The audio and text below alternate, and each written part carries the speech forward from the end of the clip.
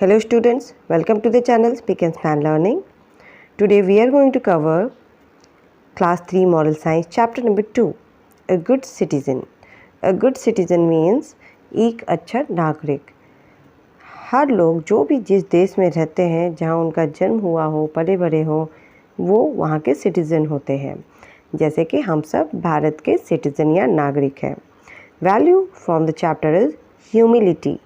Humility का मतलब होता है विनम्रता, मतलब खुद को किसी से ज़्यादा ऊंचा नहीं मानना, अपने आप को बिल्कुल एक कॉमन पर्सन मानना, ये ह्यूमिलिटी होती है। तो स्टार्ट करते हैं।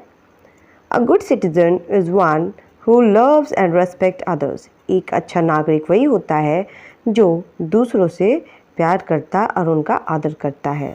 ही और she is helpful, considerate and thinks about the others first.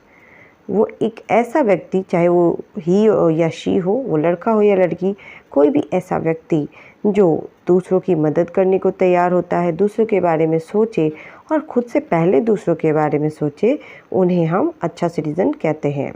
He or she listens to the views of others and thinks about the country and the countrymen.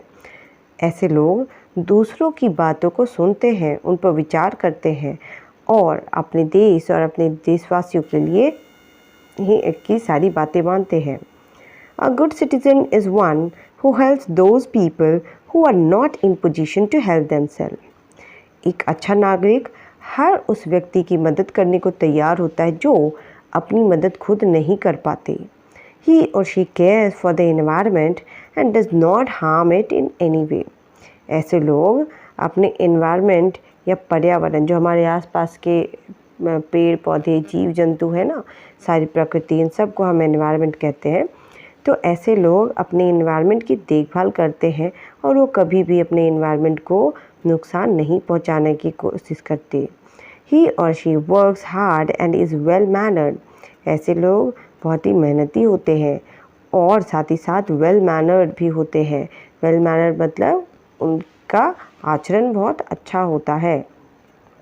A good citizen has a broad mind. एक अच्छा नागरिक जो है, broad mind का मतलब वो खुले विचारों का होता है। वो छोटी छोटी बातों पे को बहुत ज़्यादा जोर नहीं देता। ही और she is always willing to learn new things and teach others. ऐसे लोग हमेशा नई नई चीज़ें सीखने को तैयार रहते हैं और दूसरों को भी सिखाते हैं। In the given story, you will read about a man who had all the good qualities of a good citizen. तो अब हम एक ऐसी कहानी पढ़ने जा रहे हैं जिसमें ये एक ऐसे व्यक्ति की कहानी है जिनमें हर तरह के एक गुड सिटीज़न होने के सारे गुण मौजूद हैं। Try to follow his principles and set an example for the nation. तो आपको भी कोशिश करना है कि आप इनके जैसे बने, इनको अपना आदर्श बनाकर अपने देश के लिए एक एग्ज़ाम्पल सेट कर सकें। मतलब आप भी अपने देश के लिए इन्हीं की तरह एक आदर्श बने जो कि बाकी लोग आपको देखकर आगे चलेंगे। तो कहानी का नाम है अ गुड सिटीज़न, एक अच्छा नागरिक। Ishwar Chandra Vidyasagar was great man. Ishwar Chandra Vidyasagar एक महान व्यक्ति थे। ही established many schools for boys and girls in India. उन्होंने हमारे देश भारत में लड़के लड़कियों के लिए बहुत सारे स्कूल्स भी खोले। Everyone loved and respected him. सभी लोग उनसे बहुत प्यार करते और उनका आदर सम्मान करते थे। He was a very wise and a simple man.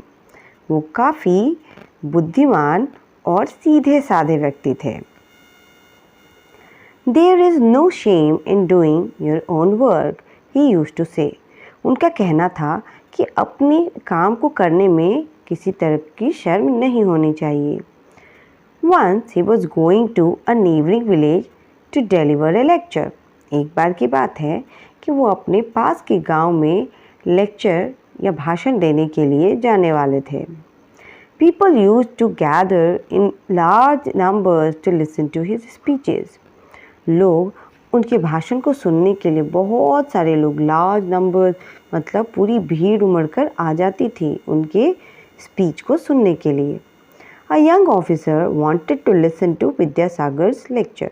तो एक यंग मतलब कि ज़्यादा एज में ज़्यादा नहीं थे, तो एक युवक, एक व्यक्ति जो ऑफिसर था, वो विद्यासागर के लेक्चर को सुनना चाहते थे। He got down from the train with a small suitcase to go to the lecture hall.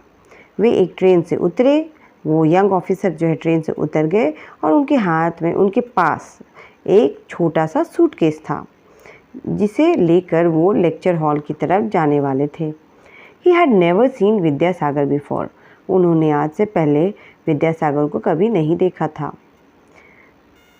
Vidyasagar also got down from the same train. Vidyasagar भी उसी ट्रेन से उतरे। The young officer was calling out for a porter. Porter का मतलब होता है coolie, जो हमारा सामान उठाने में हमारी मदद करते हैं, वो होते हैं पोर्टर। तो हमें रेलवे स्टेशन या बस स्टॉप के आसपास ये कूली या पोर्टर्स देखने को मिल जाते हैं। तो यंग ऑफिसर ने वहाँ जब ट्रेन रुकी तो वो पोर्टर को आवाज़ देने लगे, कूली को बुलाने लगे। Vidyasagar walked up to him and said, "Why do you need a porter to carry this small suitcase? Can't you carry it yourself?" Vidyasagar ने ये देखा तो वो उनके पास जाकर कहने लगे कि इतने छोटे से सूटकेस को उठाने के लिए आपको किसी कूली की क्या ज़रूरत है? क्या आप इसे खुद नहीं उठा सकते?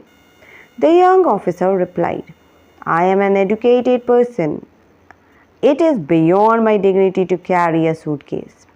तब उस यंग ऑफिसर ने जवाब दिया कि मैं एक पढ़ा लिखा आदमी हूँ और सूटकेस उठाना मेरी शान के खिलाफ है। मतलब वो इतने पढ़े लिखे होकर कोई सूटकेस, बोझा या बक्सा नहीं उठा सकते। Vidyasagar told him, "The mark of education is humility and not pride." तब विद्यासागर ने उन्हें जवाब दिया, एजुकेशन का अर्थ है जो पढ़े लिखे होते हैं उनके अंदर ह्यूमिलिटी होती है, विनम्रता होती है, ना कि प्राइड। प्राइड का मतलब है घमंड। मतलब पढ़े लिखे होने की पहचान ये है कि उनमें घमंड नहीं, विनम्रता होती है। If you can not carry your own bag then how are you carrying yourself. अगर आप इतने छोटे से बैग को नहीं उठा सकते तो आप अपना बोझ कैसे उठा रहे हैं?